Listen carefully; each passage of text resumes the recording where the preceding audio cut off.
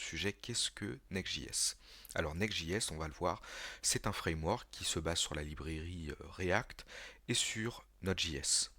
Avant de parler vraiment en détail de Next.js, j'aimerais vraiment vous rappeler le fonctionnement d'une application web, de voir exactement les détails, les tenants et les aboutissants pour vraiment voir tous les avantages et les inconvénients des différentes applications qui existent aujourd'hui et pouvoir maîtriser à la fin de cette session, voir exactement pourquoi Next.js est là, en quoi il évolue dans cet écosystème, à quoi il va nous servir. Déjà pour commencer, ce qu'on va pouvoir voir directement ensemble, c'est qu'il existe deux entités dans le web, le client et le serveur. Et pour la première entité, le client, en fait, c'est juste une entité qui consomme l'application. Qu'est-ce que pourrait être cette entité-là? En fait, c'est tout simplement votre navigateur qui peut être exécuté sur n'importe quel device, que ce soit desktop, tablette, mobile ou encore montre connectée. Du côté du serveur, en fait le serveur c'est l'entité qui délivre l'application, donc c'est juste en fait un ordinateur qui est stocké quelque part qui va vous permettre de délivrer, d'hydrater votre client.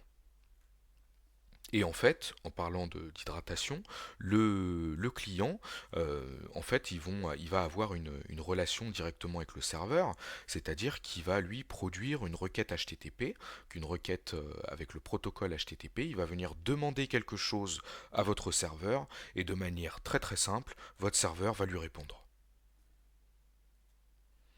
Votre navigateur, lui, va être capable de faire plusieurs choses. Déjà, à partir de HTML et CSS, il va être capable de produire une interface graphique. Donc il va rendre à votre utilisateur un visuel à partir d'une base de code HTML et CSS. Il va être également capable d'exécuter des programmes, donc en l'occurrence dans le web ça va être du JavaScript, pour notamment permettre à votre utilisateur d'interagir avec votre application, etc. Et il va être également capable d'ingérer des données, que ce soit des données JSON, XML, vidéo, etc., etc. Ces trois différents éléments vont constituer directement votre application web.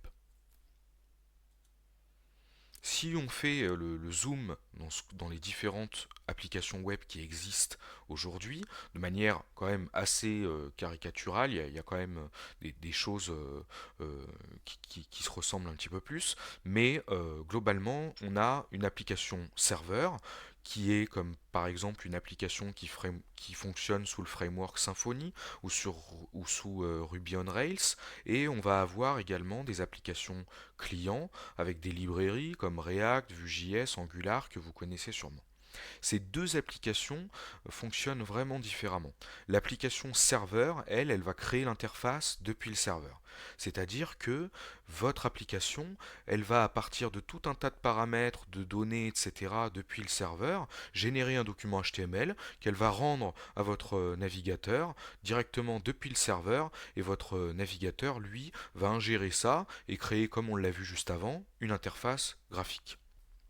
Du côté de l'application client, qu'on peut appeler aussi Single Page Application, en fait, elle va créer de l'interface depuis le client. Alors comment ça se passe exactement et pourquoi on appelle ça une Single Page Application? Alors tout simplement, c'est qu'en fait votre navigateur, il ne va, si vous voulez, télécharger qu'un seul document web, un index.html. Par exemple, si vous créez une application React, vous allez créer une application avec un seul document web qui est le index.html, avec une petite div par exemple à l'intérieur, souvent sur laquelle va se plugger en fait toute votre base de code JavaScript, et votre navigateur, lui, va télécharger tout ce paquet JavaScript qui existe, il va pouvoir l'interpréter, cette base de code programmatique, et il va en créer une interface à partir de ça. À noter que l'émergence en fait de ces applications clients, ces applications à une page, en fait, a émergé grâce à, si vous voulez, la création d'une fonction par Microsoft XML HTTP Request qui nous permet, avec le JavaScript, en fait, de faire des requêtes HTTP directement vers des serveurs depuis le JavaScript et donc depuis le client. C'est là qu'est venue l'émergence de ce deuxième type d'application. Si on regarde un petit peu sur les trois éléments qu'on avait vus tout à l'heure, les bases un petit peu donc de ces applications, que ce soit serveur ou client, en fait on va retrouver que sur l'application serveur, on va avoir une plus grosse base de code HTML et CSS qui est directement rendu au client, et puis un petit peu moins de base programmatique JavaScript et moins également de données. Tout ça étant parce que en fait toute la base de l'interface a déjà été créée du côté du serveur. Du côté de l'application client, là par contre comme on l'a vu juste avant, donc sur une single page application, on a un seul document web, donc en fait l'interface graphique est vraiment minime.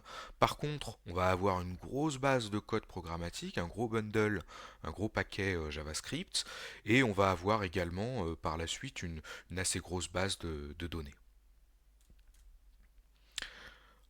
En fait, sur ces deux types d'applications, du coup, on va retrouver, en fait, à chacun vont avoir leurs avantages et leurs inconvénients. Si on regarde sur l'application serveur, ben, on va avoir un chargement initial qui va être très rapide parce qu'on va aller directement avoir depuis le serveur notre document HTML qui va pouvoir être interprété par notre navigateur, il va générer un visuel, c'est super rapide. On va avoir du coup un référencement naturel aussi qui va être assez sympa parce que tout le HTML est déjà présent, donc en fait les robots des moteurs de recherche sont capables de facilement ingérer toute cette information et de voir le sujet principal de votre site, de quoi il s'agit, etc.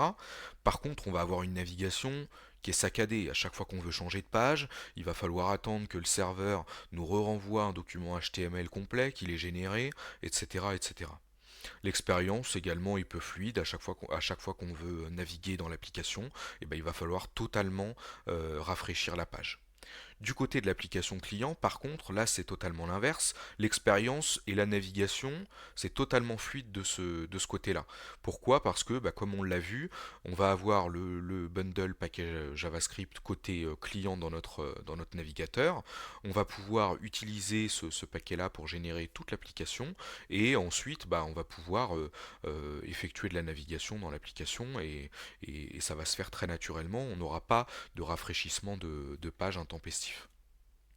Par contre, on va subir un mauvais référencement. Pourquoi? Parce que les robots des moteurs de recherche actuellement ne sont pas totalement capables, si vous voulez, de faire du bon référencement sur une application client, puisque, on l'a vu, la base de code HTML initiale est très fine, voire quasiment inexistante, et eux se basent dessus pour produire un référencement correct.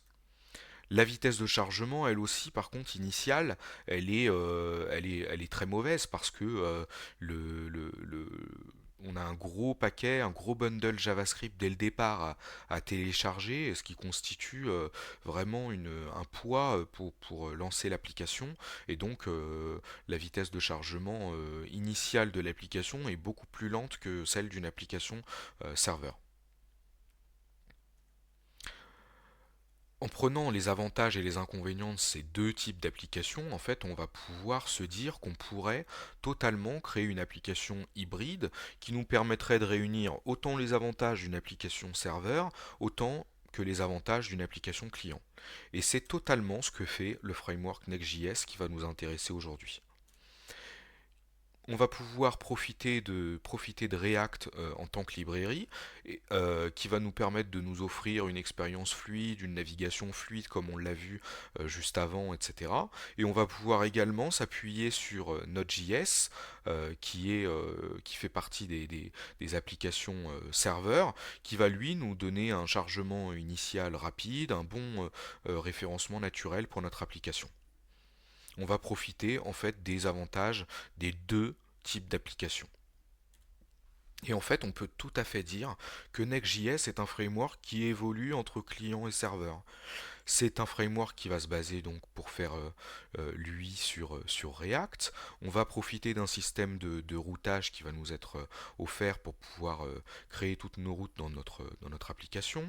On va pouvoir profiter de certains outils pour permettre de récupérer des données assez facilement. On verra tout ça en détail.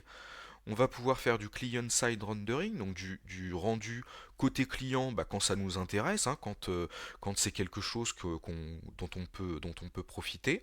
Et puis quand ça nous intéresse également, on l'a vu, pour profiter de ces avantages-là, et ben on va pouvoir également faire du rendu côté serveur avec le server-side rendering. Alors tout ça, tous ces termes-là, vous inquiétez pas, on les verra vraiment en détail. Le server-side rendering ou le static site generation, qui sont des petits éléments qui vont nous permettre de faire du rendu également côté serveur. Également, Next.js va nous permettre de faire des choses en fonction des environnements, etc. Et on verra ça également en détail. On va pouvoir connecter notre application, notre framework Next.js à une source de données, quelle qu'elle soit, que ce soit une API, une base de données ou quoi que ce soit, et tout ça va nous permettre de créer directement une interface et une application web complexe avec autant les avantages d'une application côté client qu'une application serveur. Voilà. J'espère que maintenant c'est un petit peu plus clair l'écosystème et les différents avantages, les différents inconvénients dont on va pouvoir profiter. Et on se retrouve, écoutez, rapidement pour la prochaine leçon.